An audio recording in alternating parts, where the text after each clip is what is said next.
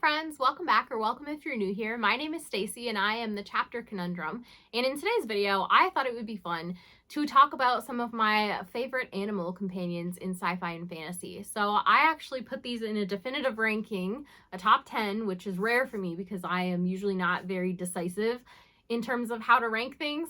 But in this case, I was able to do it. And so I thought it would be really fun to dive into that ranking and talk to you guys about some of my all-time favorite animal companions that I've read about. Now, before we get going into the top 10, I do have some honorable mentions, and I also just have a couple animals that are very commonly on other people's favorites to mention here because they won't be in my top 10, seeing as I haven't read the series in their entirety to even meet them. So in terms of honorable mentions, I have two. The first of those is going to be all the animal companions in the Faithful and the Fallen series by John Gwynne. So right away in book one, you have Shield, which is a horse, Storm, which is a wolven, and Craft, which is a crow. And the reason that none of them make my definitive top 10 is that I've still only read the first book. So I have a feeling that if I had read this series, there's a good chance at least one of them would be in my ranking. But while I have enjoyed reading about all of them in here, I just haven't gotten to know enough about them yet. The second honorable mention I have is Bane, and he is a wolf from the Queens of Renthia series. And in that series, he's essentially a companion animal and kind of like a loyal guard dog in a way to some children. And the way he cares about them and protects them is just really endearing to read about. He's fiercely loyal, and he definitely adds some intrigue to the plot because there are definitely some questions and kind of some theories surrounding his character. Moving on from honorable mentions into animal companions that are very popular that you won't find here because I haven't read the series, I have two to mention. And the first one of those is Oi from the Dark Tower, and he is a billy bumbler, which from what I understand is kind of like a mix of like a dog and a ferret and a raccoon maybe? I don't know. But anyway, a lot of people love Oi. I just have not yet read the series to discover him. The next massively popular series that is well known to have an awesome animal companion that I haven't yet read is The Realm of the Elderlings by Robin Hobb. And of course, Night Eyes would be the animal companion in this series that people love. And with that out of the way, let's go ahead and get into my actual top 10 ranking.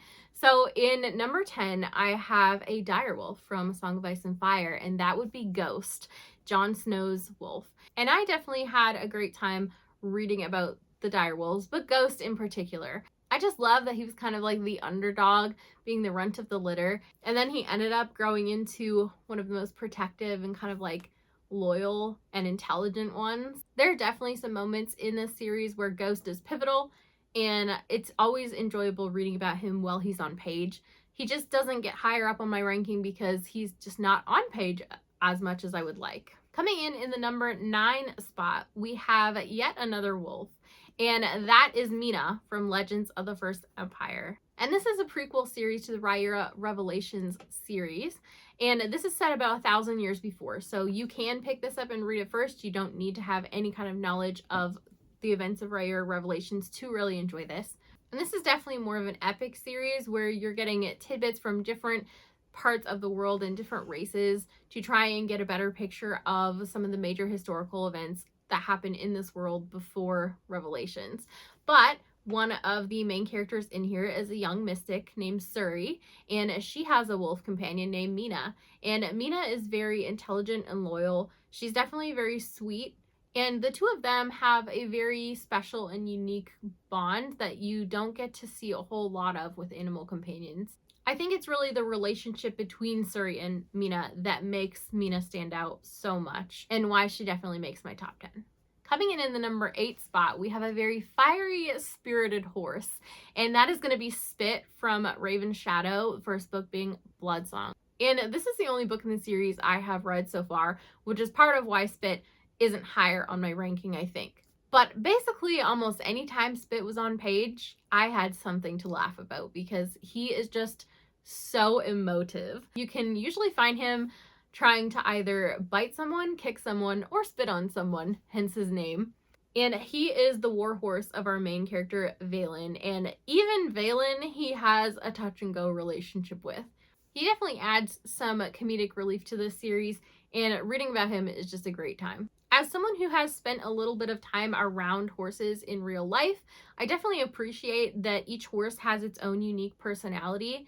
And I think that's something that a lot of people who aren't very familiar with horses don't really understand. And I definitely think Anthony Ryan did a fantastic job of kind of bringing that out with Spit's character. So I really appreciated him for that. Coming in the number 7 slot, we have another horse, this one with a lot more page time that's a lot more pivotal to the series.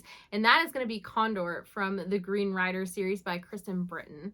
And Condor is our main character, Kerrigan's horse. But unlike Spit, Condor has a very kind of like protective, loyal, and sweet personality. He has the ability to really hone in and sense when something is a little bit off. And you'll find many moments in this series where he will make a decision that seems kind of like frustrating to the main character at the time, but that she realizes later, oh, he was doing this because of XYZ. And so it was just really fun to kind of like read and uncover and unpack his reasoning for making the choices that he makes. And also he's just a great loyal companion for Kerrigan. So definitely Condor is a joy to read about as well. Coming in at number 6, we're moving on to one of my all-time favorite books, and that is Golden Sun by Pierce Brown. This is the second book in the Red Rising series. And the animal companion in this series I want to talk about is Sophocles, and he is a fox. He's owned by the Telemanus family in here, but mainly Kavix is his person. And the reason I love Sophocles so much is that he is often very fickle, and his main kind of role on page is to judge characters' personalities. So when Kavix meets someone new, oftentimes he will kind of let Sophocles suss out whether they are a worthy person or not. And to give you an idea about Sophocles and how fickle he can be, his absolute favorite treat is jelly beans. And if you give him a watermelon one, he's going to love on you and just be a sweetheart. But on the other hand, if you give him a licorice one, he may hiss at you and then seek out your personal belongings to poop on them and just be a bit of a menace to you. So he's definitely very funny to read about. And another cool thing about Sophocles is that because this is sci-fi, they can just keep cloning him to always have a Sophocles. So definitely he's pretty long-lived. And actually, I think the Sophocles you meet might even be like the 21st Sophocles. Maybe you can correct me if I'm wrong on that. I don't quite remember the lore to that detail. But yeah, reading about him is definitely a good time. Coming in at the number 5 spot, we have another sci-fi. This one, though, a lit RPG. And that is going to be Onyx the Cat from the Awaken Online series by Travis Bagwell. And I'm not even really too sure how much of book 1 Onyx is present in. I think Onyx is more in book 2. But I could be wrong on that. Essentially, in this story, you have a brand new video game that's just releasing, and it's virtual reality. And our main character is exploring the video game from day one. And because this is a brand new release, a lot of people don't know much about it. And so you're really getting to kind of discover this game world as you read. This book has a really good sense of adventure and discovery, but Onyx the Cat kind of inserts himself along the journey of the main character because he's very curious about him. And he's just a lot of fun to have in the book. Coming in at number 4, we've got to talk about one of my favorite childhood series. And this is going to be Reepicheep from the Chronicles of Narnia. I think specifically The Voyage of Dawn Treader is kind of like his book. And Reepicheep is a talking, feisty, sword-fighting mouse. And he basically is always up for some kind of adventure and shenanigans. He might be a little naive, but he's very courageous and brave and not afraid to put himself in intimidating situations. He's definitely one of my favorite parts of The Voyage of the Dawn Treader. And if you haven't met him, I think you're kind of missing out. Coming in at number 3, I'm kind of cheating because I'm going to talk about 2 animal companions in the same series. But it's my ranking and my rules, so I'm going to go with it. And that is going to be Mr. and Mouse from the Dresden Files. So Mr. is a large gray cat that Harry Dresden rescued, and he's kind of got some damage. Like I think half his tail's missing. But anyway, he's just got a very stereotypical cat personality. And he does some things that are just quite funny. I always love when Mr. is on page, and I especially love when Mouse, the Tibetan Mastiff that Harry ends up adopting, kind of enters the picture, and we get to see a lot of Mr. and Mouse's dynamic together. Mouse is a very stereotypical dog as well, but very intelligent, smart, loyal, protective, All of those are descriptors of mouse to me. But I think a large part of why these two are so high on my ranking and so endearing for me is their dynamic together. I always enjoyed when either of them was on page, but it was especially great when they both were. Coming in the number 2 spot, we have Mephi from The Drowning Empire, the first book being Bone Shard Daughter by Andrea Stewart. And I'm not going to tell you exactly what kind of creature Mephi is, because that is part of the joy of the reading experience. When you first meet him, you definitely are questioning that, and the other characters are questioning that, and it's sort of a slow process of discovery to kind of figure out what he is. But in the beginning, he's described as kind of kitten-like, and he has some very basic communication. But the reason he stands out so much in my mind and why he's so high up on my ranking is because he grows and matures a lot over the course of the series. I don't know if there's really that many more animal companions in sci-fi fantasy that grow and mature and change so much. Definitely the one in my number 1 slot does this as well, and I guess that's part of the reason why they're so high on my ranking. But Mephi is really sweet. In book 1, he's kind of very naive and young and is really just questioning his surroundings and trying to figure things out and learn about things. In book 2, he's more of kind of like the rebellious teenager and kind of has his own opinions and is a bit more independent. And then in book 3, the character he spends a lot of time with sort of is able to kind of like rely and lean on him a bit because he has grown so much. So definitely there's something very special about Mephi, and if you haven't yet discovered him and you love animal companions, you are really missing out, and you should pick this series up. Coming in at number 1, we have Temeraire from the Temeraire series by Naomi Novik, the first book being His Majesty's Dragon. And if you didn't guess, Temeraire is a dragon.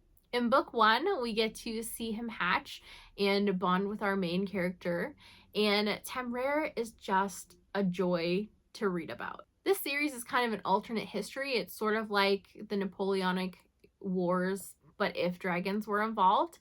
And in this world, the dragons are definitely trained for combat. The different types are utilized in different ways, and they definitely have distinct personalities and a unique hierarchy. And a lot of the joy of book 1 in this series in particular is reading and discovering that.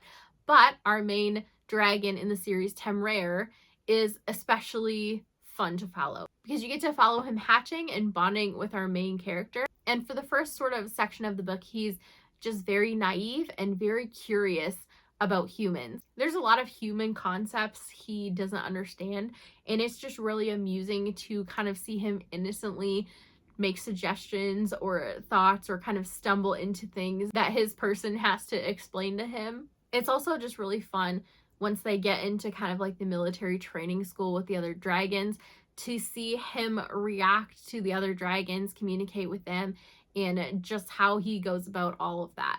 I have read the first 3 books in this series, and I did so years ago, like probably 2019, 2020, and even still, Temeraire sticks out in my brain as being the most memorable animal companion in fantasy for me.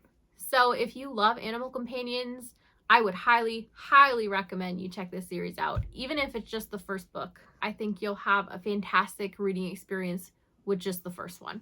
So that was it for my top 10 animal companions in sci-fi and fantasy. Let me know down below in the comments what some of your favorites are, if there are any obvious ones I've missed, if there are any I need to go check out. And also let me know if this ranking has you deciding to pick up any of the books I've recommended. Thank you guys so much for watching. Don't forget to hit like and subscribe on your way out if you want to, and have a great day. Bye. Are you the best animal companion? Are you the best animal companion? Yeah. Yes, having you is better than reading about all of them. Yeah, you're such a good boy. A good, smart boy. Yeah. Mwah. Good boy. Good boy. You shake a paw? Okay. Other paw. There you go. Yeah, that's a good boy. Mwah. Good boy.